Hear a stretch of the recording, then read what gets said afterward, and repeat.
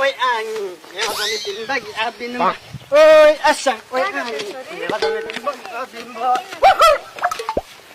कस्ता कस्ता नमुना भेट्छन् यो गाउँमा यो स्टेजहरु नाच्दै हिडेको अब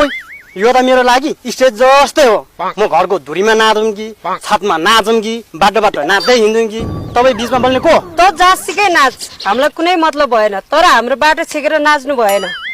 छोडिदिनुस् अङ्कलको डान्स राम्रै त छ नि मलाई पनि नाच्न मन लाग्छ अरे नानी तिमी र मेरो चाहिँ कुरा मिल्ला जस्तो छ तिम्रो दिदी त कति छुट्टी रहेछ बरु तिमी र म मिलेर नाचौँ हस् अङ्कल नाचौ नाचौ नाच चुप चुप लाएर बस के हो दिदी भएर बहिनीलाई तर्साउने बिचरा बहिनीको साथी गयो होला मैले मेरो मान्छेलाई जे गरिन् तल के मतलब त को मलाई केही मतलब छैन अब हुन्छ नि मतलब तिमी र म बिहे गरौँ या बहिनीलाई साली बनाइदेऊ न हुँदैन अङ्कल यता आउनु त किन नानी यो मेरो दिदी होइन मम्मी हो